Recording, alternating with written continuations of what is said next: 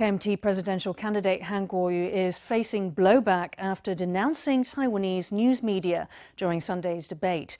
Han, who has been struggling with negative press, said that Apple Daily lacked standards and that Sanlih Entertainment Television lacked a conscience. The two outlets have pushed back with headlines calling Han, quote, the worst possible model for a democratic society.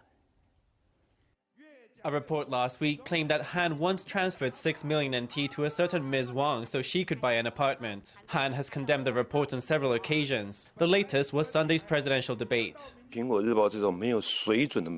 Media outlets with no standards like Apple Daily. Why don't you ask me how old I was when I had my first love? How many times I've fallen in love? Do you want to ask me when I lost my virginity? You reporters, your conscience has gone to the dogs. Han's criticism was not limited to Apple Daily. He denounced Central News Agency as narrow-minded and said Sanlih Entertainment Television lacked a conscience. Members of his campaign echoed his views. Many of our media outlets do indeed need to raise their standards. It is true. I agree with him.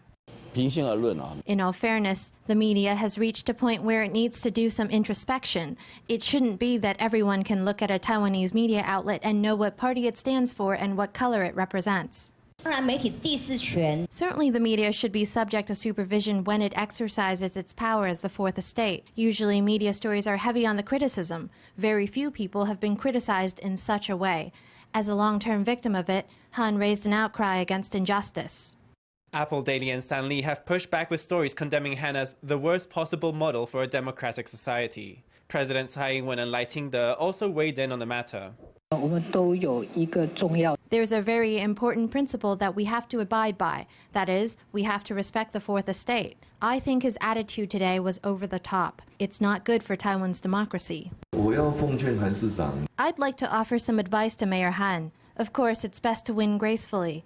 You should also lose gracefully. That's the only way you can get respect. You might be trailing in this election, but you should still maintain a certain degree of dignity. Such unworthy election strategies should not be continued. During the debate, People First Party presidential candidate James Soong told Han that the future head of state had to respect the media. He said US President Donald Trump was an example of what not to do when engaging with the media.